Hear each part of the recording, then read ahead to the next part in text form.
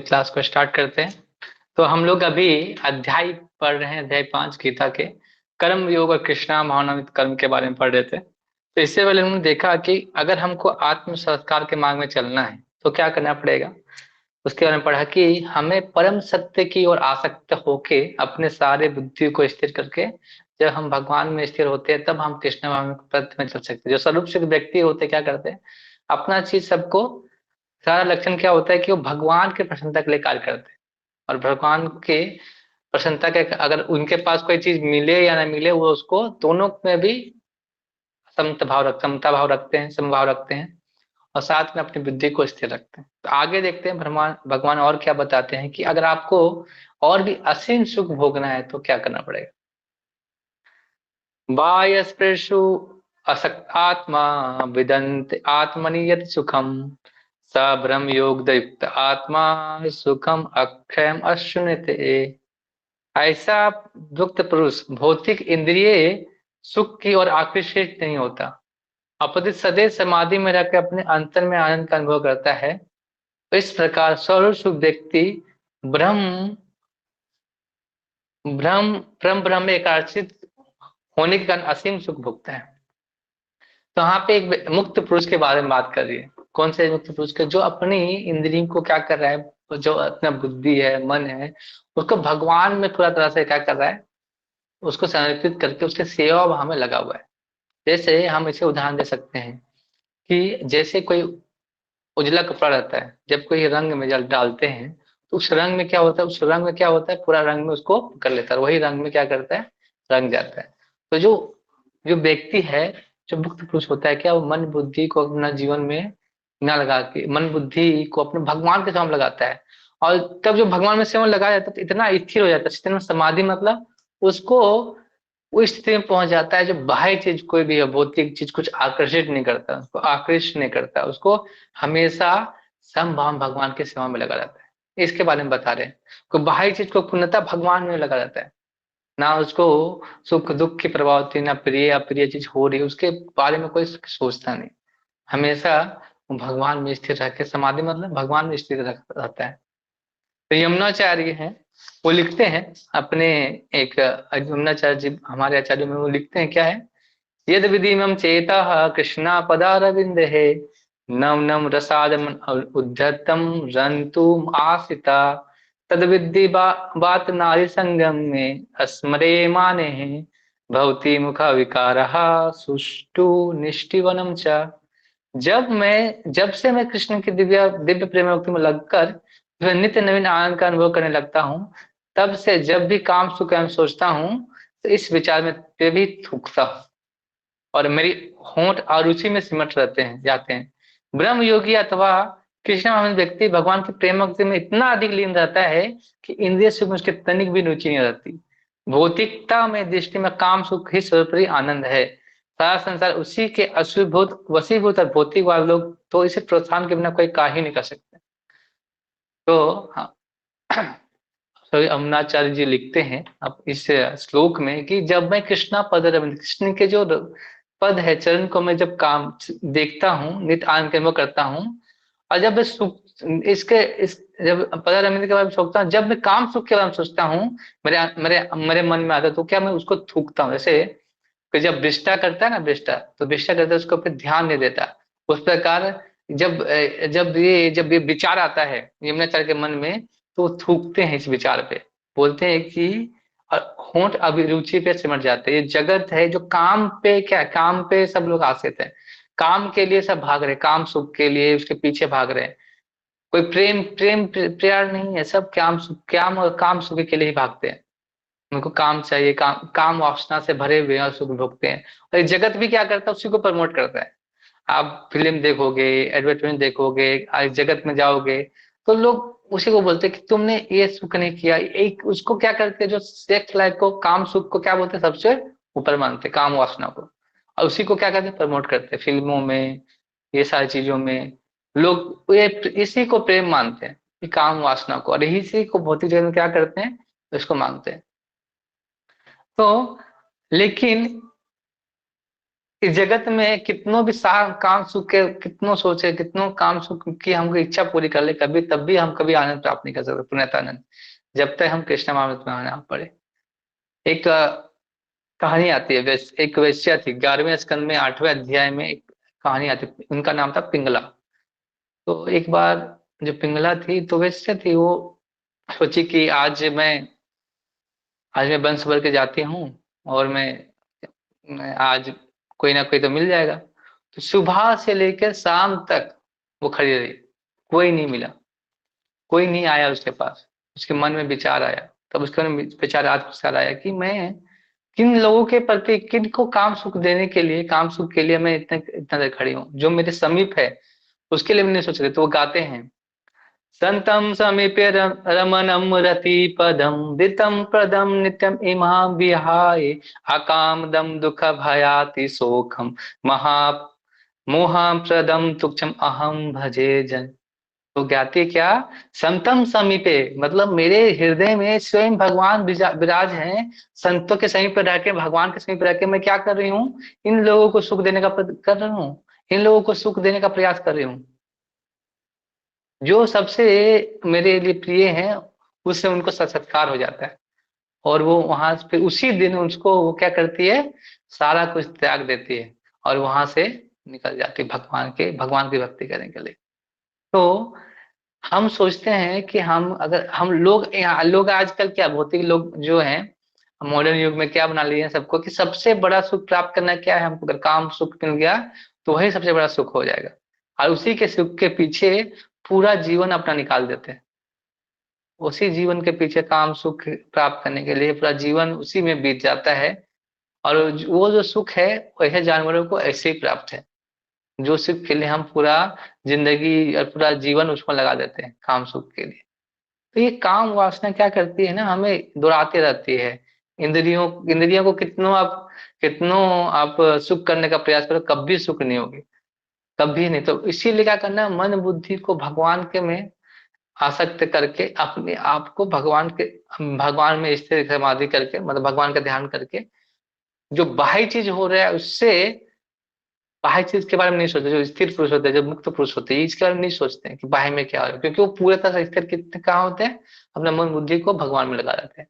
तो ये लक्षण है जो मुक्त पुरुष है, उनका लक्षण क्या है कि ये पूरा अपने इंद्रियों को भगवान के सामने लगा देना।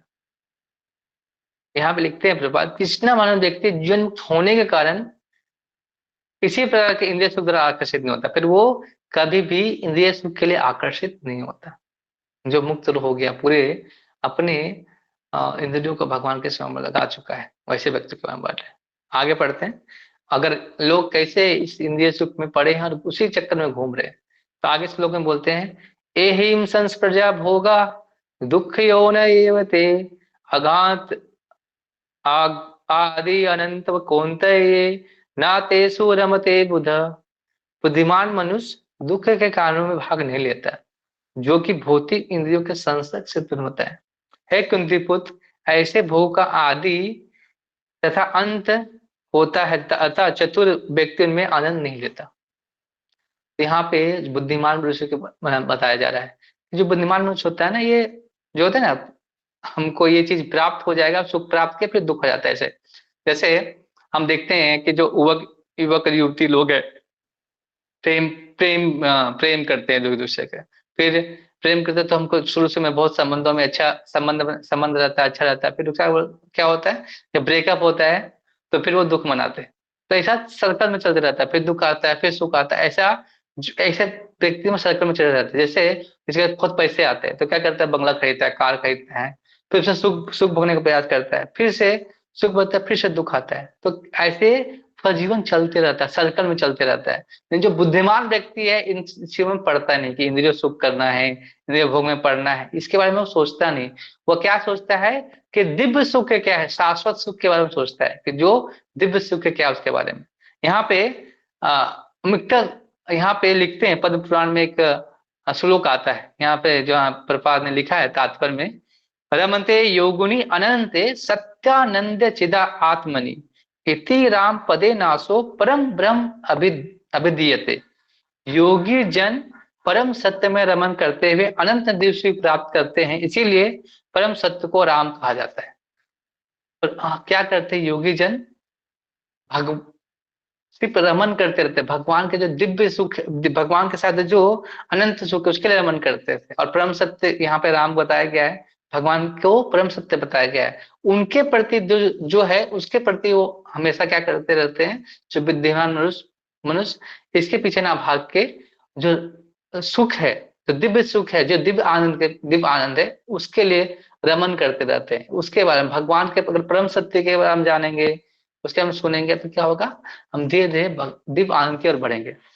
इसमें ऋषभ देव लिखते हैं, ऋषभ देव इस भागवतम में एक श्लोक आता है, ना हम देहो देहम भाजम निर्लोके कष्टान काम न हरते विगम बुझाए तपो दिव्यम पुत्रिक एनम सत्यम सुदेद अस्माद ब्रह्म सौख्यम त्वन अंतम। त्वन अंतम क्या लिखते हैं कि है पुत्रो, इस मनुष्य योनि में इंद्र सुख के लिए अधिक श्रम करने का प्रयत्न है। ऐसा सुख तो शुक्रों को भी प्राप्य है, इसकी अपेक्षा तुम इस जीवन में तप करना चाहिए, जिसमें तुम्हारा जीवन पवित्र हो जाता है और तुम असीम दिव्य सुख प्राप्त कर सको।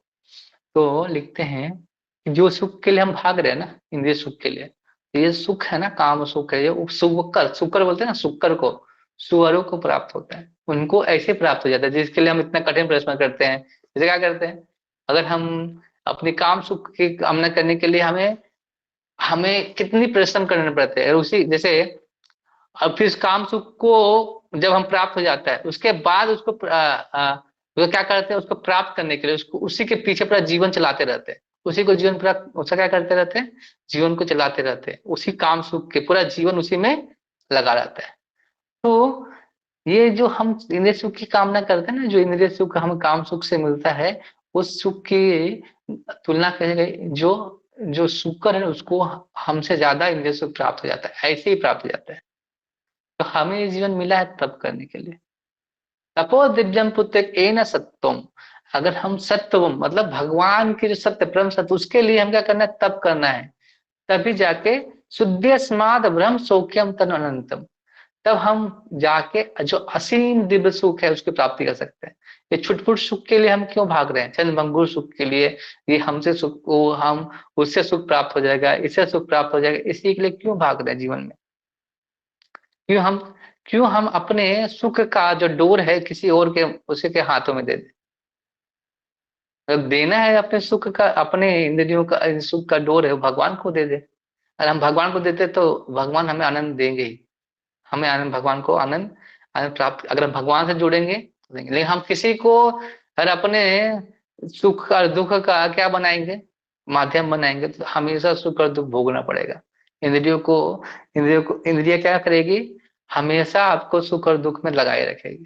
तो इनसे निकलना है, हमें तपस्या करने के, इसके लिए भगवान की प्राप्ति के लिए। तो जो अर्थात योगी होते हैं वो क्या करते हैं, जो दिव्य ज्ञानी होते हैं क्या करते हैं, इंद्रिय सुख पे आकर्षित नहीं होते, मतलब ये सब लक्षण आकर्षित नहीं होते। तो ये सब क्या है, जैसे यमुनाचार्य ने बोला ना, काम सुख की जब इंद्रिय स्थिर, जब क्या होता है उसका विचार आता है काम सुख के बारे में, तो क्या करते हैं वो थूकते हैं उस पे, काम सुख की के वो जो होट भी कोई चीज नहीं पसंद है इसके लिए वो करते हैं। जो लेकिन जो कृष्ण व्यक्ति है ये सब में आकृष्ट नहीं होता, क्या आकृष्ट होता है, भगवान की प्रेमा भक्ति, भगवान की दिव्य भगवान के साथ संबंध बनाने में वो पूरा जीवन लगाता है, ये चीज पर आकृष्ट नहीं होता। जो भौतिक सुख के प्रति जितना ही आसक्त होता है उतना ज्यादा दुख प्राप्त करता है। आप जितना ज्यादा किसी पर आसक्त होंगे उतना ज्यादा आपको बाद में दुख होगा। लगेगा शुरू शुरू में हम सुख हो रहा है, लेकिन बाद में बहुत दुख होगा, उसके लिए भुग भोगना पड़ेगा आपको। जितना ज्यादा आसक्त होंगे हम, अगर अगर किसी के प्रति, किसी के चीज के प्रति, किसी लोग के प्रति, उतना ज्यादा दुख भोगना पड़ेगा। ये परम ये सत्य है, आपने जीवन में देखा होगा, जिससे आपने इतना ज्यादा क्या किया, आप प्रेम किया, आसक्त रहे, इतना ज्यादा आपको अपने उसी चीजें पे दुख दुख भोगना पड़ता है बाद में, क्योंकि आसक्त हो गए हैं और उसको कुछ ऐसा सोचते हैं कि हमको कुछ हो जाएगा, क्या हो जाएगा, उसके बारे में हम क्या करते रहते हैं, आसक्ति में डूबे रहते हैं। तो उनको दुख होता है तो हम भी दुख का अनुभव करते हैं। तो हमें इस भौतिक जीवन के आसक्तियों से हमें दूर रहना। तभी हम धीरे धीरे इस अर्थात योगिक बनना, हमको अर्थात योगी की तरह सोचना है, अर्थात योगी की तरह बनना है, तपस्या करनी है, तभी जाके हम भगवान को प्रेरणा भक्ति पास कर सकते हैं, पा सकते हैं। हरे कृष्णा। तो एक नेक्स्ट और लेते हैं, फिर हम फिर हम क्वेश्चन आंसर करेंगे। विप्रोन्ति हवा या सोढ़ प्रकाश शरीर विक्षोनात् काम क्रोधे उदंग वेगम स युक्ता स सुखी नरा। तेरह श्लोक है, यदि इस शरीर को त्यागने के पूर्व कोई मनुष्य इंद्रियों को वेगों को सहन करने तक तथा इच्छा एवं क्रोध के वेग को रोकने में समर्थ है, रहता है, होता है, वो इस संसार में सुखी रह सकता है। यदि कोई आत्म संसार के पथ में अग्रसर होना चाहता है तो भौतिक इंद्रियों के वेग को रोकना पड़ेगा। क्या रोकना पड़ेगा? वाणी वेग, क्रोध वेग, मनोवेग, उदर वेग, उपस्थ वेग, जीवा वेग, ये सब क्या रोकना पड़ेगा। आपके जीवन में अगर आप पाना चाहते हैं, अगर कोई इस योगों को रोकता है तो गोस्वामी कहलाता है। गोस्वामी क्या होता है? इंद्रियों का स्वामी। आपके अनुसार इंद्रिय चलना चाहिए, इंद्रियों के अनुसार आप नहीं चलना चाहिए।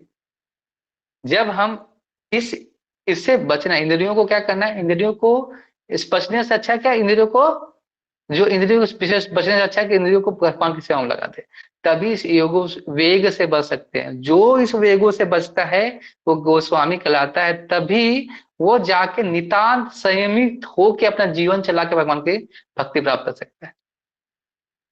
भौतिक इच्छाएं पूर्ण होने पर क्या होता है? अगर हमारी इच्छाएं नहीं पूर्ण तो क्रोध आता है, क्रोध उत्पन्न होगा। जैसे हमारी इच्छा नहीं पूर्ण तो क्रोध उत्पन्न होता है। उसके बाद क्या होता है?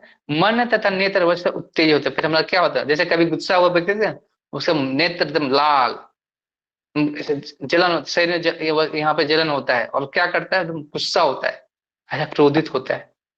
अतः अगर ऐसे ऐसे अपना, अगर हम क्रोध क्या करेंगे, किसी कामनाओं को, इच्छाओं को नहीं पूरी देते तो हम क्या करते हैं, उसमें क्रोध उत्पन्न हो जाता है। तो वेग जब तक हम शांत नहीं करेंगे तब तक हम अच्छे से संयमित होकर अपना जीवन नहीं चला सकते। अतः इस शरीर का परित्याग करने के पूर्व मनुष्य को इन वस्तु में करने का अभ्यास करना चाहिए। इसको अगर हम शरीर को त्याग करने से पहले ही इस वेगों को क्या करना पड़ेगा, तोड़ना पड़ेगा, इस वेगों को से निकलना पड़ेगा। तभी हम जाके हम इस संसार से और इस जगत से, यहाँ की चीजों से हम निकल सकते हैं और स्वरूप सिद्ध प्राप्त कर सकते हैं, स्वरूप की सिद्धि, स्वरूप को प्राप्त कर सकते हैं। ऐसा कर सकता है वो स्वरूप ऐसा करने वाले को क्या बोलता है? स्वरूप सिद्ध व्यक्ति बनाया जाता है। जो ऐसे इन वेगों को, जैसे अगर जो व्यक्ति बोलते हैं ना कि अगर कोई व्यक्ति इस वेगों को क्या कर सकता है, कंट्रोल कर सकता है, वेगों को वश में कर सकता है, तब जाके वो क्या शिष्य बनाने के काल के कहलाता है, शिष्य बन सकता है, इसको शिष्य बना सकता है किसी को। ऐसा गोस्वामी आता है, वो गोस्वामी जो व्यक्ति है तो वो क्या, किसी को अगर वो इस वेगों को अगर नहीं कर पा रहा है तो किसी को शिष्य कैसे बना सकता है, शिक्षा कैसे दे सकता है। तो ये जैसे सन्यासी होते हैं वो क्या करते हैं, जैसे तेजन्य सन्यासी, तो मन का, मन वाचो और मन वाच और तन, ऐसा ऐसा तीन तीन दंडी बोलते हैं, तीन दंडी सन्यासी जो होते हैं। तो मन, कर्म और वाच, तीनों से क्या करते हैं, अपने आप को क्या करते हैं, भगवान को समर्पित कर देते हैं। तो इसलिए संन्यास उसको मिलता है। तो वो क्या करता है, अगर वो उस वेग को क्या किया है, वश में किया। अगर उस वेग को वश में नहीं किया तब तक वो सन्यासी या वो गुरु बनने का अधिकारी नहीं हो सकता। जब तक आप अपने वेगों को नहीं कर सकते इसमें, तो कैसे दूसरे को हम कैसे उसे से बना सकते हैं। तो ये भी है। और साथ में अगर आपने इन वेगों को वश में किया तो आप जल्दी ही स्वरूप सिद्ध हो सकते हैं। नहीं तो हम काम क्रोध तो अगर पड़े रहेंगे तो बार बार इस इच्छाओं के जंजाल में, इस इच्छाओं के जगत में बार बार हम ब्रह्मांड में भ्रमित होते रहेंगे। जो फिर क्या बोलते हैं, आत्म सगा की अवस्था में सुखी रहता है। योगी का कर्तव्य है कि वह इच्छा तक क्रोध को वश करने में भ्रष्ट प्रयत्न करे। तो हमें प्रयत्न करना है, ये नहीं कि नहीं हो रहा है प्रभु जी, नहीं हो रहा है, नहीं हो रहा है तो नहीं, ऐसा नहीं चलेगा। प्रयास करना है, एक ही बार में सब नहीं हो सकता। हम इतने जन्मों के आसक्तियों को समेटे हुए हैं इच्छाओं के माध्यम से, और अपने अपने मन में उसको संचित करके रखे हैं, तो इतना जल्दी तो होगा नहीं। जब तक हम पूर्णतः रूप से अपनी इंद्रियों को भगवान के में समर्पित नहीं करते, भगवान की सेवाओं में समर्पित नहीं करते, तब तक इस आत्म साक्षात्कार के जो पथ है, इसमें अगर हम नहीं चलेंगे, अगर इस प्रयास नहीं करेंगे, कम से कम भरसक प्रयत्न करना चाहिए, वो तभी हम जाके इस जो हम चाहते हैं, भगवान की प्रेमा भक्ति चाहते हैं, वो तब तक हम प्राप्त नहीं कर सकते, जब तक इस तरह से हम अपनी इंद्रियों और मन बुद्धि को हम भगवान की सेवा में नहीं लगाएं। तो ये सब मुक्त पुरुष और जो योगी, जो यथार्थ योगी के लक्षण हैं। तो हमें भी ये स्टैंडर्ड है, तो हमें एक इसको हमें क्या करना है, कम से कम प्रयत्न करना है कि हम वहां तक पहुंचे, तभी जाके हम उससे वहां तक पहुंच सकते हैं जहां भगवान हमें क्या करे, चलो ठीक है, चलो इतना प्रयास किया तो हम इसको उठा लेते हैं इस, और भगवान इसको हम अपने धाम में लाते हैं, तो हम प्रयास कर रहे हैं। तो हम अपने साधना से नहीं पहुंचेंगे, हम कभी भी अपनी साधना से, हम कितने अच्छे साधना कर रहे हो तो जरूरी है, लेकिन कृपा चाहिए हम, इसलिए गुरु कृपा या भक्तों की कृपा या घर की कृपा इसलिए जरूरी पड़ती है, क्योंकि जैसे होता है ना कि हम कम मार्क्स, तो ग्रेस मार्क मिलता है ना, कि ग्रेस मार्क मिलना चाहिए, तो कुछ ग्रेस रिकमेंडेशन लेटर आता है या ग्रेस मार्क मिल जाता है, तो हम क्या हो जाता है, पास हो जाते हैं। तो रिकमेंडेशन लेटर है, तो फिर धीरे धीरे हम क्या हो जाएंगे, तो कम से कम उतना तो कम से कम कोशिश तो करें, रिकमेंडेशन लेटर तो आ जाएगा, वो कर देंगे, कृपा प्राप्त हो जाएगा, कहीं भक्तों का, गुरु का कृपा, रिकमेंडेशन लेटर आ जाएगा, लेकिन हम वो देखते हैं, पहले तुम प्रयास तो कर रहे हो, कम से कम पास होने का तो प्रयास करो, रिकमेंडेशन लेटर बाद में मिल ही जाएगा तुमको। तो हमें अपनी साधना भक्ति को भरसक प्रयत्न करना चाहिए कि इस क्रोध और जो इच्छाएं हैं, कर्तव्य क्रोध से बचे, इच्छाओं से। हरे कृष्ण। तभी जाके हम पुण्यता भगवान के स्वरूप सिद्ध की अवस्था में जाके पहुंच सकते हैं। हरे कृष्ण। तो किसी को क्वेश्चन है, कुछ पूछना है, कुछ बोलना है? यस, पंकज मुखा प्रभु। हरे कृष्णा प्रभु, दंडवत प्रणाम। प्रभु बोल रहे थे कि धन्यवाद। आत्म साक्षात्कार और आत्म परायण, इन दोनों में क्या अंतर है प्रभु? आत्म संस्कार, आत्म आत्मपरायण मतलब आत्म संस्कार मतलब आपका स्वरूप सिद्धि हो गया, आत्मपरायण मतलब आप उस मार्ग में अग्रसर हो रहे हैं, मतलब बढ़ रहे हैं। अच्छा। आत्मपरायण अभी पहुंचे नहीं, आत्म संस्कार मतलब वो लास्ट स्टेज है जहाँ पे आप अपने स्वरूप के सिद्ध कर सकते हैं। आत्मपरायण मतलब उस स्थिति में जा रहे हैं, प्रयास कर रहे हैं, प्रयाण हो रहे हैं, अच्छा, उस रास्ते में तो अग्रसर है। मतलब आत्म साक्षात्कार वो लास्ट स्टेज होगा ना, आत्म परायण अभी मतलब हाँ जिसमें अभी चल रहे हैं। हाँ, जब तक अपने बारे में नहीं समझ पाएंगे तो भगवान को कैसे समझ, तो आत्म संस्कार मतलब अपने स्वरूप पे हम जब समझ जाएंगे कि भगवान से हमारा संबंध क्या है, तो अपने आप आत्म संस्कार वही है। और वो अच्छा। थोड़ा टाइम लगता है, अगर आत्म संस्कार किसी को बहुत जल्दी हो जाएगा, जब उसकी अगर उतनी ज्यादा साधना भक्ति, उतनी ज्यादा वो भक्ति कर रहा है, तो हो सकता है बहुत जल्दी प्राप्त कर ले। अच्छा, ओके प्रभु। हरे कृष्ण प्रभु। हरे कृष्ण। और नेक्स्ट,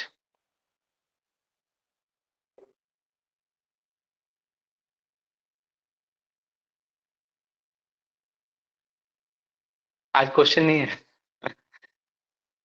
ए, चलो।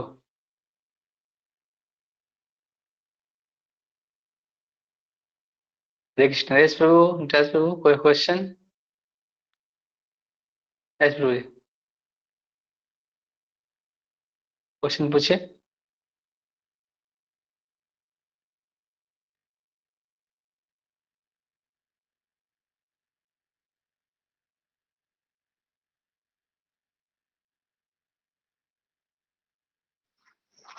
हरे कृष्ण प्रभु।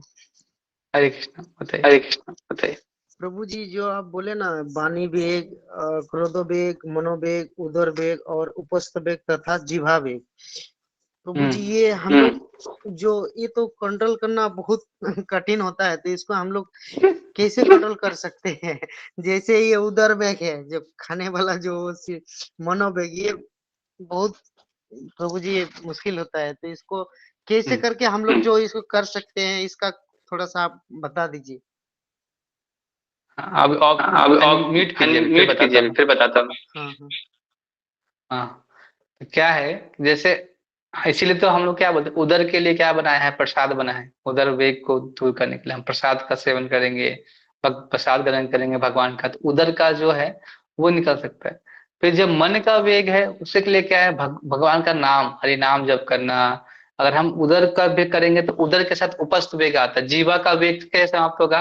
जब हम जीवा का भगवान का प्रसाद का टेस्ट करेंगे भगवान के लिए तो उदर में जाएगा, तो उदर भी शांत होगा। तो उपस्थ मतलब होता है नीचे का जो है, जो हम काम सुख काम इच्छाएं रहती हैं, तो वो जब तक उदर में, जैसे होता है ना कि हमें ज्यादा जैसे होता है, जैसे बताया जाता है कि हमें खाना कितना खाना चाहिए, कितना हमें कितना ग्रहण करना चाहिए, उसको नियमित रूप से करना पड़ेगा तभी कर सकते हैं, एक ही बार में नहीं होगा। तो कंट्रोल करने का सबसे पहले है कि हमको प्रसाद ग्रहण करना पड़ेगा, भगवान का प्रसाद के अलावा कुछ चीज ग्रहण नहीं करना पड़ेगा। उसके बाद मन वेग के लिए तो वही है, मन वेग होगा तो हमारा क्रोध, मन वेग समाप्त होगा तो क्रोध वेग ऐसे ही समाप्त हो जाएगा। तो अगर जीवा का वेग करेंगे तो बस उधर और पश तीनों का तीनों एक लाइन में है। तो जीवा का योग, जीवा जो हम लोग क्या करते हैं, बहुत सारे जो सन्यासी बहुत लोग क्या करते हैं, जो बिना नमक का भी मतलब ऐसा खाना खाते हैं, मतलब जीवा को ऐसे खाना नहीं देते कि वो टेस्ट भी लगे जीवा को। तो क्या करते हैं, वो तपस्या करते हैं, इसलिए तपस्या करने बोला ना, इस वेग को रोकने के लिए तपस्या करना पड़ेगा। हम जैसे आप देखा होगा जो सन्यासी होते हैं, मैंने महाराज को देखा है, वो क्या करते हैं, वो मतलब महाराज क्या करते हैं, वो थोड़ा सा उबला हुआ सब्जी रहता है थोड़ा, वो थोड़ा उसमें कुछ नहीं, और थोड़ा नमक, थोड़ा जीरा पाउडर, और जीरा पाउडर कुछ ऐसा कुछ रहता है मसाला, थोड़ा सा डालते हैं और उसको खाते हैं। और हम महाराज, हमारे जो महाराज हैं, वो दिन में एक बार ही खाना खाते हैं, एक बार खाना खाते हैं। हम नहीं कर सकते खाना इतना उतना नहीं कर सकते, लेकिन हम प्रयास करना चाहिए कि हमें कम से कम भगवान का प्रसादम लेना चाहिए। तो वो गुरु हैं, वो दिखाते हैं कि हमें इसे फॉलो कर सकते हैं। तो हमें वही प्रयास करना चाहिए कि प्रसाद के अलावा कुछ सेवन ना करे, प्रसाद के अलावा, हाँ, अगर बिना प्रसाद एकदम भोग लगाए हुए सेवन ना करे, ये प्रयास करना चाहिए। प्रयास यही, तपस्या ही करना पड़ेगा, तपस्या के बाद ही हम इस वेग से निकल सकते हैं।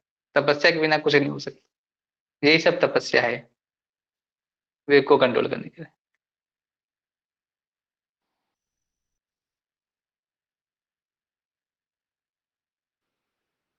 हरे कृष्णा। महेश प्रभु जी, हाँ प्रभु जी, हरे समझ कृष्ण। हरे कृष्ण। समझ गया, हरि बोल प्रभु जी, हरे कृष्णा। म्यूट कर लीजिए। हाँ, प्रियंका माता जी कुछ बोले थे, कौन बोल रहे थे? हरे कृष्णा प्रभु ऐस- जी। हाँ। प्रभु जी, हाउ टू पनिश योर हाँ। Self? Punish, yes. Okay, punish क्यों करना है आपको? If something has been done knowingly or unknowingly wrong, and you know that क्या you है, are a हम devotee लोग and one should not hmm, do this thing, then hmm, I think so. And बहुत हम्म, ही आपको पता है ना कि we are so fallen soul that we can't discuss our sin also in front of anyone. Means एक अहम आता है ना बहुत ज्यादा अंदर, that no, nobody should know the thing. Then how one can punish in bhakti life? Punish से अच्छा है हम लोग जैसे हम नियमित साधना करते हैं, अगर नियमित साधना नहीं हुआ तो जैसे हम कोई प्रिय वस्तु चीज है जो करते हैं हम लोग, उसको अगर हम कुछ ऐसा कर सकते हैं कि हम मतलब, पनिश के अच्छा है कि कुछ ऐसा चीज अगर हम कुछ क्या करते हैं, और चल देते हैं कि हमें 16 माला करना है या सुबह उठना है या जब करना है, अगर नहीं कर सकते तो हम क्या करें, उसको डबल करें, उस कार्य को डबल कर देते हैं तपस्या को। जब तक ये नहीं करेंगे तो खाना रहता है, जैसे हमसे माला नहीं हो रहा है बस सुबह में, कोई बात नहीं, अपने आप में एक बनाइए, निश्चय कीजिए कि मैं अगर 16 माला नहीं करता तब तक खाना नहीं खाऊंगी, ऐसा कुछ मतलब अपने आप को पनिश करना है तो ऐसा करके। या फिर जो जैसे जुड़े हैं बहुत सारे लोग, जैसे क्या होता है ना कि अकेले बहुत चीजें करना मुश्किल होता है, तो क्या होता है जब संग में करते हैं ना कोई चीज तो हम हो जाता है, क्योंकि वो देखते हैं कि वो दूसरा कुछ कर रहा है, दूसरा कुछ देख रहा है, तो उससे क्या होता है, उसे करने में थोड़ा क्या होता है, और वो लोग करते हैं तो हमें क्या मिलता है, उसको बोलते हैं प्रोत्साहन मिलता है कि हाँ करना चाहिए, प्रेरणा मिलती है। तो ये एक चीज ये कीजिए कि कुछ ऐसा कि कोई कार्य को संग में किया जाए, अगर आपके समीप कोई है लोग उसको कीजिए, अगर नहीं है तो आप कुछ ऐसा बनाइए, रूल बनाइए, एक दिन में नहीं होगा कि मैं अगर ये नहीं कर पाई तो मैं कुछ और एक्स्ट्रा और कुछ कार्य काम करूंगी या एक्स्ट्रा कुछ और करूंगी। जैसे इस्कॉन जो में टेम्पल में क्या होते ऐसे होते थे, साधना शीट होता था। उसमें क्या होता है कि जब आप कुछ कुछ करते हो तो उसमें मार्क्स मिलते हैं, 5 मार्क्स। अगर आपने जप किया, कितने बजे जप किया, उससे पहले जप किया, कितने बजे सोए, कि कितना आपने शास्त्र को पढ़ा, कितना आपने क्लास अटेंड की, इससे मार्क्स होते हैं। तो उसे क्या होता है, परसेंटेज अपने आप एवल्यूस मतलब करना है, अपने आप उसको एनालिस्ट करना है, एनालाइज करना है कि कितना हमने किया। तो इस प्रकार से कर सकते हैं। नहीं तो अब फिर ये दो चीज है, ये दो चीज मेरे को लग रहा है ये करेंगे तो ठीक है। नहीं तो आप कुछ ऐसा कीजिए जो चीज आपको बहुत पसंद है, तो उसको दो मतलब पनिशमेंट के तौर पे आप ज्यादा कीजिए उसको। तो इसके प्रयास से कर सकते हैं। नहीं तो धीरे धीरे हो जाएगा। या तो कोई एक ऐसा रहना चाहिए आपके जीवन में जो आपको डांट सके मतलब आपको ऐसे डांट सके कि हाँ तुमने क्यों किया, नहीं किया। ऐसा रिपोर्ट करने वाला लोग होना चाहिए, जैसे मैंने कुछ किया नहीं, अगर ऐसा कोई लोग रख के रखिए कि ऐसा पहले कि मुझे रिपोर्ट कर, मैं तुमको रिपोर्ट करूंगा करूंगा या करूंगी, और अगर अगर मैंने ये नहीं किया तो तुम जो बोलोगे मुझे सजा के रूप में मैं करना पड़ेगा। ऐसा कोई भक्त होंगे, कोई ऐसा रहेंगे। तो क्या होता है ना कि जैसे मैं शुरू शुरू में जब मैं आया, तो मैं बताता हूँ, शुरू शुरू में जब मैं भक्ति में आया था तो मुझे सुबह उठने में दिक्कत होती थी। तो मैं सुबह में मैं जब करता था, मैं मंदिर में जाता था, मैं क्लास से पढ़ता था, ट्यूशन वगैरह मतलब जब पढ़ाई कर रहा था उस समय के बाद। तो उस समय में एक दोस्त था, हम लोग एक थे एक भक्त, तो हम क्या करते थे, जो सुबह पहले उठता था उसको कॉल करता था। एक बार भी नहीं उठा, दूसरा बार जो कॉल करता था उसको कंफर्मेशन के लिए उठा के नहीं। तो दोनों उठते थे, फिर हम जब करते थे, 16 माला जब करते थे। वो मतलब फिर वो जब जब हो जाता तो बताते थे कि आपका 16 माला हो गया, मेरा हो गया। फिर दोनों बता के हम लोग फिर ऐसे करते कंटिन्यू, ऐसे धीरे धीरे किया हमने। तो वो जो हैबिट था वो मेरा अच्छा हो गया जब करने का। फिर तो एक क्या हुआ, साथ मिलने से क्या होता है, जल्दी हो जाता है। तो ये एक बहुत अच्छा चीज है, ये कर सकते हैं। या नहीं तो हम मैं सोचता था कि मैं करता था ऐसा कि अगर मैंने माला नहीं किया तो मैं कुछ अभी तक एक पाला प्रसाद नहीं लूंगा, या मैंने या नहीं ये नहीं करूंगा जब तक माला ना हो जाए। इस तरह से कर सकते हैं। हाँ गिरेंगे, कभी नहीं होगा नहीं, लेकिन एक कोई ऐसा व्यक्ति होना चाहिए उसका जीवन में कि जिसको आप रिपोर्ट करें, वो डांटे आपको, ऐसा कुछ बताए कि ऐसा ऐसा ऐसा कोई व्यक्ति हो, या कोई संघ हो, या आप अपने से अगर है तो अपने से एनालाइज कीजिए, उसको लिखिए, मैंने ये किया कि नहीं, ये टिक लगाइए, इसे लिखिए, चार्ट लिखिए। वैसे कर सकते हैं। पनिशमेंट पर में क्या दे सकते हैं, अभी अभी बद्ध जीव है ना, हम लोग कोशिश कर रहे हैं कितना पनिशमेंट देंगे, ये मन बहुत ज्यादा ही कर रहा है। पर कोई आपके प्रॉब्लम ये है साथ प्रभु रहे जी, तो हम अच्छा है। वैष्णव है। पर प्रॉब्लम हम्म। ये हो जाता है प्रभु जी कि हम वैष्णव है, और कोई भी वैष्णव एक दूसरे को डांटने से डरता है कि वैष्णव अपराध लगता है। तो हम हम अपनी डांट देंगे, गलतियों टेंशन को मत लीजिए, हम नहीं डरेंगे। हम तो देखो, ठीक है। हम किसी को सुधारना है तो मेरे को अपराध लगे तो कोई दिक्कत नहीं मुझे। देखिए अपराध नहीं लगता, अगर कोई आपने किसी को गुरु माना है, शिक्षा गुरु से कोई गुरु माना है आपने, अगर आपको डांट के आप सुधर रहे हैं तो मैं तो न कर जाने के लिए भी तैयार हूँ। कोई मेरे डांट से कोई दुखी हो रहा है तो कोई दुखी हो रहा है, सुखी हो रहा है, कोई अगर उसका जीवन में कुछ बदलाव आ रहा है ना, तो मैं अब भी तैयार हूँ। मुझे कोई दिक्कत नहीं है अपराध लेने से। क्या दिक्कत है, कोई एक जीव चल जाएगा, उद्धार हो जाएगा उसका। मैं हम भगवान तो ये चाहते हैं, मेरे भगवान क्या करेंगे हमको कुछ पता नहीं, कोई दिक्कत नहीं। लेकिन मेरे अगर चाहने ना चाहने, मेरे डांटने से कोई सुधर रहा है, क्या दिक्कत है मुझे। ऐसा नहीं होना चाहिए, अपराध नहीं लगता इस सब, अपराध क्या दिक्कत है। किसी को सुधार है ना, जीव पे दया करने से ज्यादा जीव का दया करना क्या है, कि उसको भगवान का नाम देना, हरि नाम देना, यही सबसे बड़ा चीज है। भगवान का नाम देना ही बड़ा सबसे बड़ा चीज है।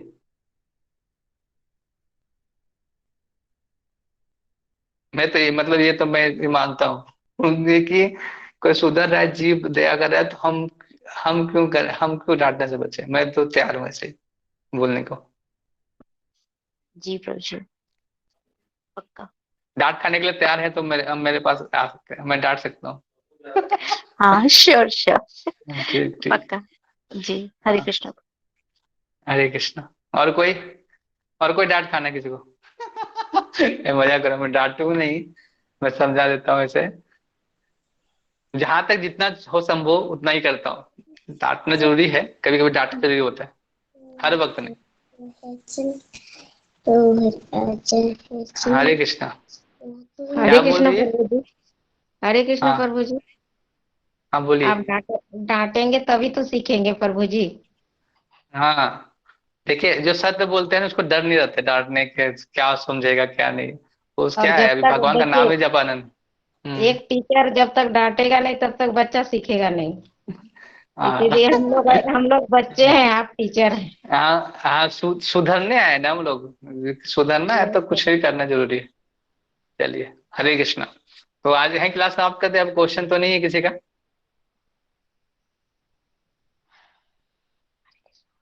ओके, हरे कृष्णा। तो हम लोग महामंत्र बोल के क्लास को समाप्त करते हैं। हरे कृष्णा कृष्णा कृष्णा हरे हरे, हरे राम राम राम हरे हरे। शिला प्रभुपाद की जय, समेत भक्त बिंद की जय। हरे कृष्णा। जय बहुत बहुत धन्यवाद हरे आप लोग आने के लिए। क्लास को समाप्त कर।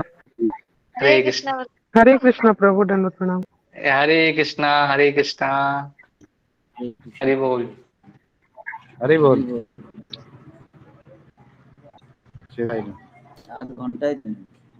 बताना। हरे कृष्णा।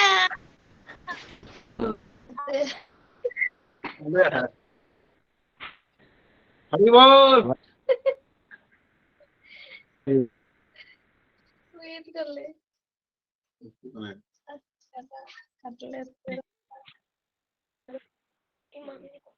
हरे कृष्णा प्रभु। एक गो है।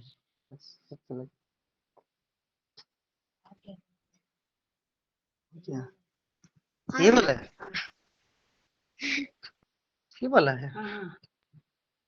नहीं, ये वाला नहीं। हरे कृष्णा। हरे कृष्ण प्रभु जी, कौन सा गुरु? हरे कृष्ण प्रभु जी, कौन सा गुरु? हम लोग कटक कटक उड़ीसा से है सब। उड़ीसा से। कौन सी क्लास का है प्रभु जी बच्चे लोग?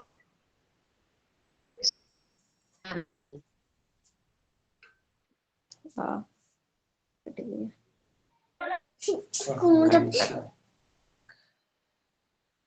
জলদি করে নে, খোলা নি কাট।